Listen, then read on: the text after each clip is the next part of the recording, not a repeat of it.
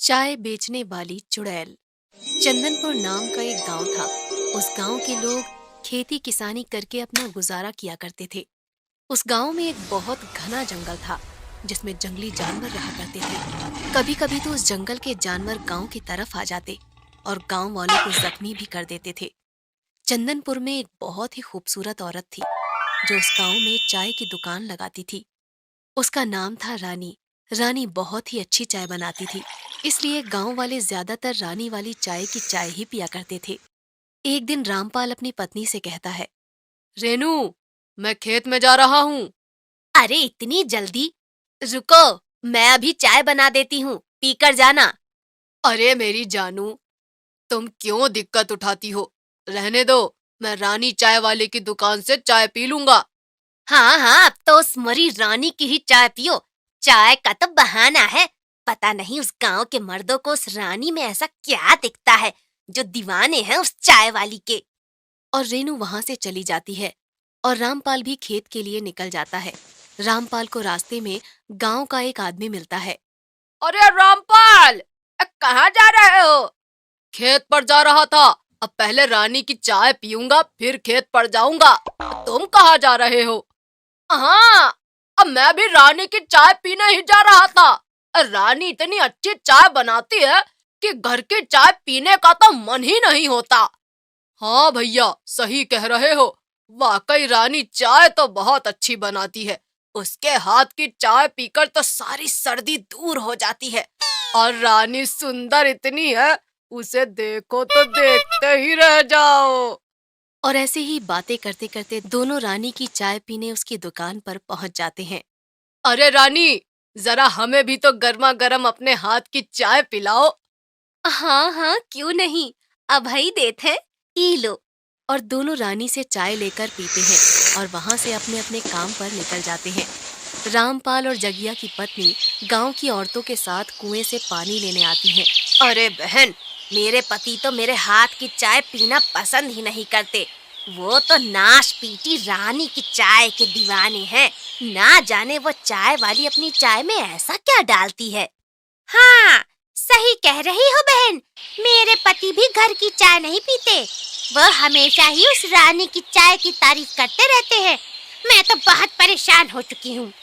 इस तरह गांव की सारी औरतें चाय वाली रानी के बारे में बात कर रही होती हैं कि वहां पर एक चुड़ैल उन औरतों की बातें छुपकर सुन रही होती है और मन में सोचती है, अरे वाह, मेरे चाय के तो गांव के सभी मर्द दीवाने हो चुके हैं। अब मैं उनका आसानी से शिकार कर सकती हूँ। और चुड़ैल चाय वाली रानी बनकर वहां से चली जाती है, क्योंकि वो चाय वाली कोई खूबसूरत औरत नहीं बल्कि एक भयानक चुड़ैल थी। एक दिन रात में बहुत ठंडी हवा चल रही थी। रामपाल खेत से घर आता है, हाथ मुंह धोकर खाना खाता है और अपनी पत्नी से कहता है, रेनू, आज सर्दी बहुत है, मैं जरा एक चाय की चुस्की लेकर आता हूँ। अरे इतनी रात हो गई है, जंगली जानवरों का इतना डर है, तुम मत जाओ, मैं घर पर ही चाय बना देती हूँ। नहीं नहीं, तुम मत बनाओ, तुम्हारी चाय में कहाँ रानी वाला स्वाद होता है। इतना कहकर रामपाल रानी की चाय पीने के लिए उसकी दुकान पर चला जाता है।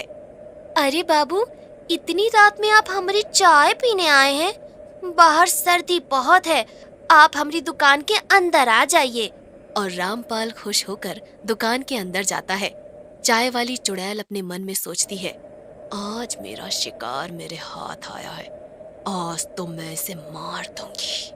और वो चुड़ैल बन जाती है। रानी को चुड़ैल बनता देखकर रामपाल की तो सिट्टी पिट्टी गुल हो जाती है। अरे अरे अरे, कौन हो तुम? अरे भैया, अरे तुम तो चाय वाली रानी हो ना? चुड़ैल चुड़ैल कैसे बन गई?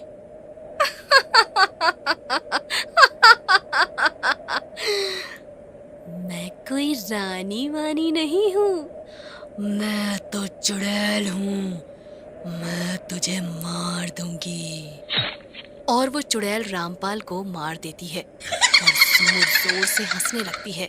इधर रामपाल जब घर नहीं आता तो उसकी पत्नी बहुत परेशान हो जाती है और रामपाल के दोस्त जगिया के घर जाती है। जगिया भैया, ओ जगिया भैया। क्या हुआ भाभी जी, आप इतनी परेशान क्यों हैं?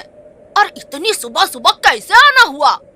मेरे पति कल रात रानी वाली चाय की दुकान पर चाय पीने गए थे, तब से वापस नहीं आए हैं। अच्छा भाभी जी, आप चिंता मत करो, मैं देखता हूँ। जगिया गांव वालों के साथ रामपाल को देखता देखता जंगल की तरफ पहुंच जाता है। वहां देखता है तो रामपाल मरा हुआ मिलता है। उसकी लाश को देखकर गांव वालों को लगता है कि रामपाल को किसी जंगली जानवर ने मारा है। फिर तो आए दिन उस गांव के मर्दों को वो चुड़ैल मारने लगती थी। एक दिन गांव का सरपंच उस चुड़ैल को देख लेता है और वो जान जाता है कि चाय वाली ही वो चुड़ैल है जो गांव के मर्दों को मार रही है। सरपंच बिना किसी को बताए तांत्रिक को बुलाता है और उस चुड़ैल की दुकान पर ले जाता है और तांत्रिक को बताता है, बाबा जी, ये औरत ही चुड़ैल है जो हमारे गांव के मर्दों को एक एक करके मार रही है।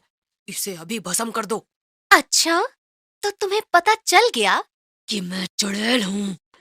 और वो चुड़ैल के रूप में आ जाती है और हंसने लगती है। क्यों आई है यहाँ और इन गांव वालों को क्यों मार रही हो? बताओ, वरना मैं तुम्हें अभी भस्म कर दूंगा। पर वो चुड़ैल कुछ नहीं बोलती और सरपंच को मारने के लिए अपना हाथ बढ़ाती है। वैसे ही तांत्रिक उस गंगा जल के गिरते ही वो चुड़ैल जल जाती है और गांव से उस चुड़ैल का साया खत्म हो जाता है।